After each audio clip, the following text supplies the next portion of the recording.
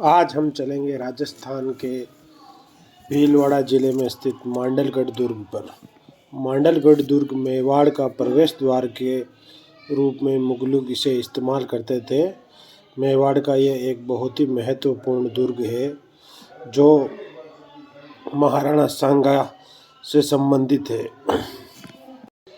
महाराणा सांगा की छतरी मांडलगढ़ दुर्ग में आज भी स्थित है।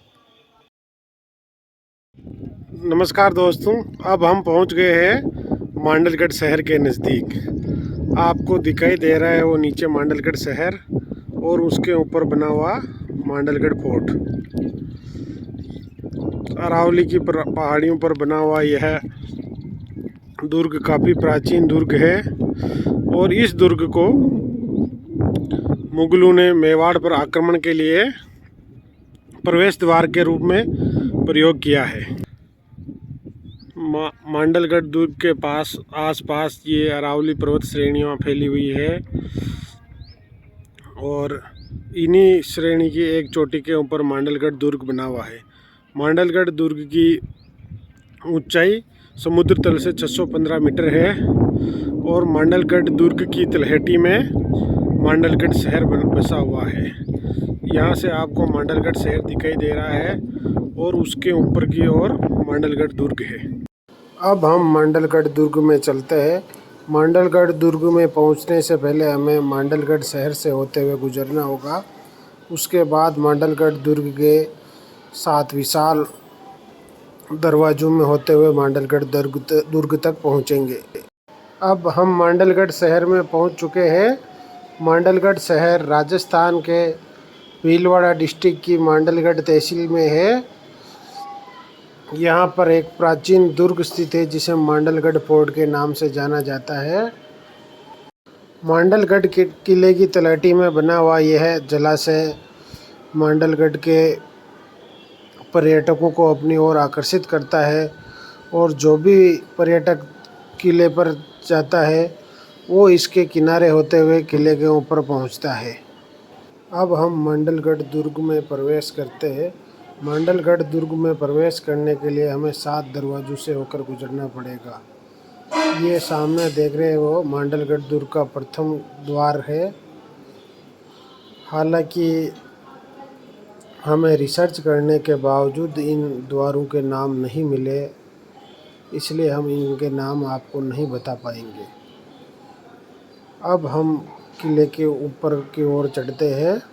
पहला और ये दूसरा द्वार आ चुका है। 2 द्वार पार कर चुके हैं हम वो सामने आपको किले की दीवारें दिख रही है और तीसरा द्वार भी दिखाई दे रहा है। यहाँ पर काफ़ी चढ़ाई है, सीधी चढ़ाई आपको चढ़नी होगी। तीसरा द्वार से हम आगे निकल चुके हैं। वो किले के प्राचीरें हमारे को दिखाई दे रही है और ये चौथे द्वार में पहुंच गए हैं। चौथे द्वार पार करते ही हमें यह चामुंडा माता का मंदिर दिखाई देगा। यहाँ से दुर्ग के लिए हम आगे बढ़ेंगे। श्वेतांबर जैन मंदिर और उंडेश्वर महादेव मंदिर की ओर बढ़ते हैं हम। उसके बाद दूसरी जगहों के देखेंगे। ये देखिए बहुत ही खूबसूरत किले का नज़ारा आपको दिखाई दे रहा है। इस तरफ अब हमें उंडेश्वर महादेव मंदिर दिखाई देगा और ये देखिए सीधा उंडेश्वर महादेव मंदिर का बाबा भोलेनाथ का मंदिर है। मंदिर के बाहर रखी हुई एक मूर्ति और ओम का निशान बना हुआ है। अब हम उंडेश्वर महादेव मंदिर की ओर अंदर जाएंगे। अंदर जाके बाबा भोलेनाथ के दर्शन करके ये देखिए बाबा भोलेनाथ के आप भी दर्शन कीजिए। इनका नाम मुंडेश्वर महादेव मंदिर है जो कि मांडलगढ़ किला के अंदर स्थित है। मंदिर के बाहर एक 24 घंटे जोत चली हुई रहती है।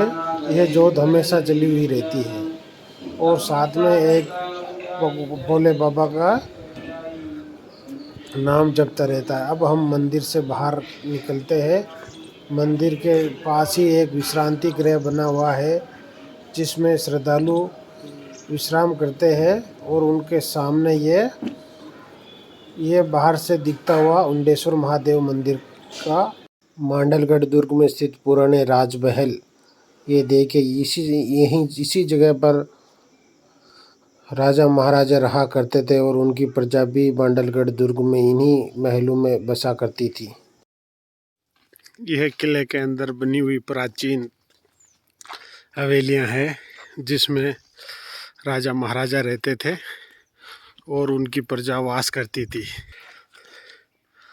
ये सभी मांडलगढ़ दुर्ग के पुराने एवं प्राचीन महल है।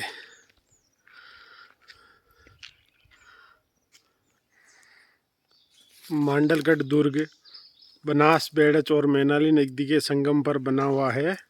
यह दुर्ग गिरी दुर्ग की श्रेणी में आता है। इसका निर्माण मांडलिया भील ने करवाया था, जबकि वर्तमान दुर्ग का निर्माण 12वीं सदी में चौहानों ने करवाया था।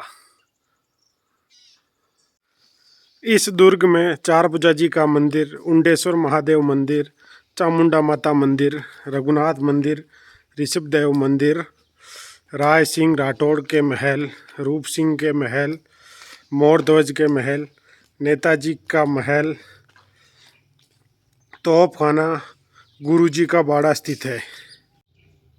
यह दुर्ग का विश्रांति गृह है और इसके पास ही स्थित है चारभुजा जी का मंदिर। अब हम चारभुजा मंदिर के बाहर पहुंच चुके हैं। चारभुजा मंदिर के बाईं ओर एक विशालकाय तोप पड़ी हुई है जिसमें आज भी हमें बारूद की खुशबू आती है। तो आप सोचिए उस समय पे इस तोप ने कितना बारूद उगला होगा और दुश्मन सेना के छक्के छुड़ा दिए होंगे। ये देखिए, बहुत विशाल तोप है जो मांडलगढ़ दुर्ग की पहरेदार थी। अब हम मांडलगढ़ दुर्ग में चारभुजा नाथ के दर्शन के लिए ऊपर की ओर चलते हैं, जहाँ हमें भगवान चारभुजा जी के दर्शन लेकर सभी की मनोकामना के लिए आशीर्वाद मांगेंगे।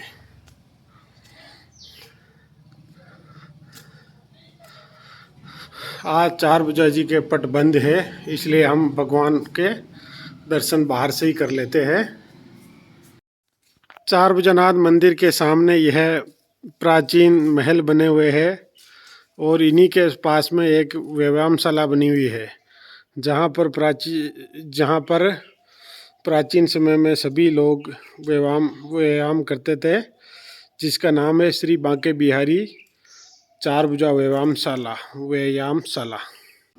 यह एक विशालकाय बरगद का पेड़ है जिसके नीचे नगर पालिका द्वारा विश्राम के लिए 2 बेंचें लगाई हुई है और यह चारभुजा जी का मंदिर पीछे की तरफ से है।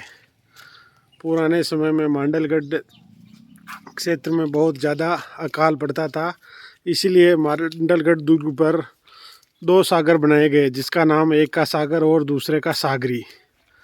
अब आइए हम आगे की ओर चलते हैं। यहाँ से इस तरफ है BSNL कार्यालय और उस्मान पीर साहब दरगाह।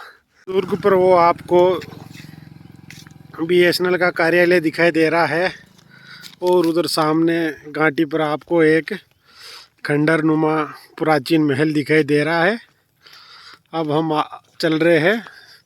मांडलगढ़ दुर्ग पर एक तालाब है, सागर नाम से प्रसिद्ध है।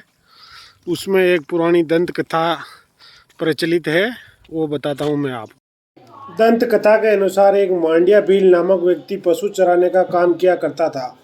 एक दिन पशु चराते समय उसे एक पारस का पत्थर मिला। उसने उस पत्थर को बाण घिसने के लिए काम में लिया तो वह सोने का हो गया। तब उसे यह बात उसने नहीं समझी कि ये क्या हुआ।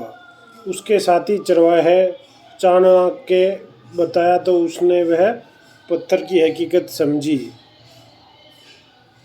चांदवा ने यह पत्थर अपने पास रख लिया और पत्थर रखने के बाद मांडिया भील का दोस्त चरवाहा चांदवा काफ़ी पैसे वाला हो गया तथा मांडिया भील के नाम का उसने एक किला बनवाया, जो कालांतर में मांडलगढ़ किला कहलाया। यह दुर्ग सिद्धि योगियों का प्रसिद्ध केंद्र भी रहा है। दुर्ग का परकोटा लगभग 1.5 किलोमीटर की परिधि में फैला हुआ है, जो चारों ओर से अरावली पर्वतमाला की श्रृंखलाओं से घिरा हुआ दुर्ग है। यह इस दुर्ग में सागर, सागरी, जालेश्वर, देवसागर नामक जलकुंड है। 12वीं सदी में जब मोहम्मद गौरी ने पृथ्वीराज को हराया, तब चौहानों से यह दुर्ग मुस्लिमों के अधिकार में आ गया। मुसलमानों से यह दुर्ग देवी सिंह हाडा ने छीन लिया। 1576 में हल्दी घाटी युद्ध की योजना मान सिंह ने इसी दुर्ग में बनाई और 2 माह तक यहाँ सैन्य अभ्यास किया। अब हम पहुँच गए हैं आदिनाथ दिगंबर जैन मंदिर के पास। आगे चलकर आदिनाथ दिगंबर जैन मंदिर के दर्शन करते हैं। इस मंदिर के सामने एक जैन यात्री धर्मशाला है, जहाँ पर यात्री विश्राम करते हैं। विश्रांति गृह के सामने एक और विश्रांति गृह बना हुआ है, जहाँ पर यात्रियों को रुकने में कोई परेशानी नहीं होती है। श्री आदिनाथ दिगंबर जैन मंदिर, किला मांडलगढ़।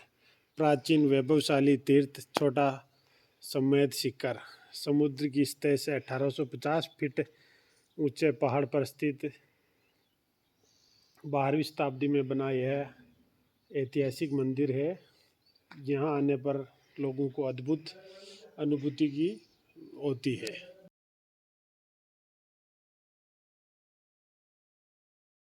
अब हम मांडलगढ़ किले में आगे की ओर प्रस्थान करते हैं, जहाँ हम श्वेतांबर जैन मंदिर की ओर चलेंगे। श्वेतांबर जैन मंदिर मांडलगढ़ दुर्ग में स्थित एक अन्य जैन मंदिर है। इस दुर्ग में एक दिगंबर जैन मंदिर और एक श्वेतांबर जैन मंदिर, दोनों जैन मंदिर स्थित है। जैन मंदिर के सामने कई भवन बने हुए हैं और अब आपको श्वेतांबर जैन मंदिर दिखाई दे रहा है। यह मुख्य मंदिर है और वापस अब हम किले में आगे की ओर प्रस्थान करते हैं। यह आई लव इंडिया लिखा हुआ है और यहाँ पर तिरंगा लगा हुआ है और ये आपको सामने तोपखाना दिखाई दे रहा है, जहाँ पर मांडलगढ़ दुर्ग की तोपें रखी हुई रहती थी। आज भी यहाँ हजारों पर्यटक तोपखाने की ओर आते हैं। अब हम राणा सांगा के महल की ओर चलते हैं और राणा सांगा द्वारा बनाए गए मांडलगढ़ दुर्ग में तोपखाने को देखते हैं। ये जो आपको दिखाई दे रहा है, ये मांडलगढ़ दुर्ग का तोपखाना है। यहाँ पर सभी प्रकार की तोपें रखी जाती थी और यह दुर्ग के लगभग अंतिम छोर पर था, इसलिए इस पर किसी प्रकार के शत्रुओं के हत्थे नहीं जड़ सकता था। ये राणा सांगा महल है, जिसका जीर्णोद्धार करवा दिया गया है। यहाँ पर राणा सांगा काफ़ी समय अपना व्यतीत करते थे। राणा सांगा का संबंध मांडलगढ़ दुर्ग से काफ़ी पुराना रहा हुआ है और राणा सांगा की मृत्यु के बाद उनकी छतरी भी इसी दुर्ग में बनाई गई है, जो राणा सांगा की छतरी के नाम से पहचानी जाती है। राणा सांगा महल से अब हम आपको किले के दृश्य दिखाते हैं, जो कि काफ़ी खूबसूरत बनाते हैं किले को।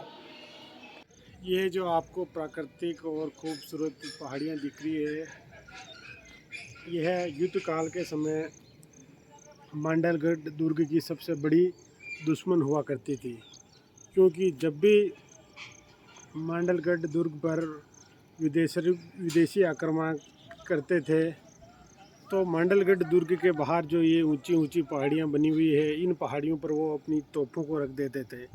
उससे तोपों के गोले सीधे दुर्ग के अंदर गिरते थे, जिससे अंदर बहुत जन धन की हानि होती थी।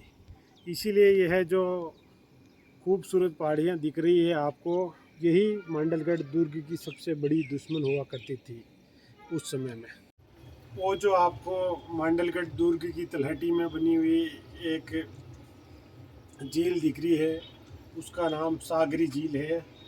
यह जब भी मांडलगढ़ में अकाल पड़ता था उस समय लोग इसे पेयजल के लिए इस्तेमाल करते थे।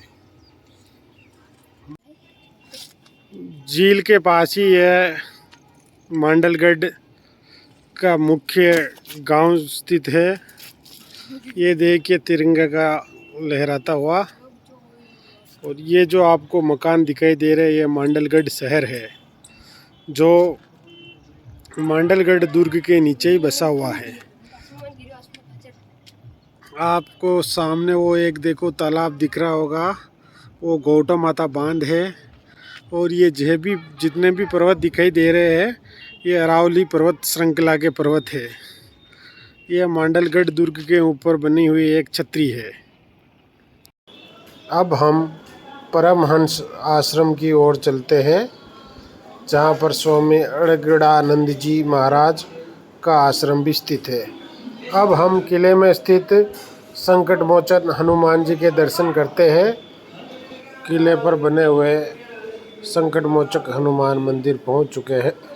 आइए संकट मोचन हनुमान जी के दर्शन करते हैं और हमारी यात्रा को सफल बनाते हैं।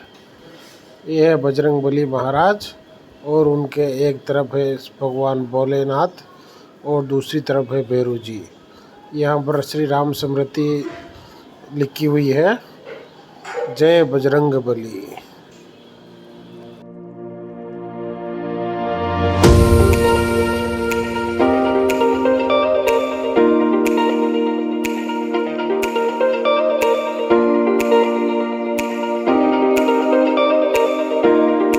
वो आपको मांडलगढ़ दुर्ग की प्राचीरें दिखाई दे रही है और बड़े बड़े बुर्ज दिखाई दे रहे हैं। वहीं इसके पास में एक सागर बना हुआ है।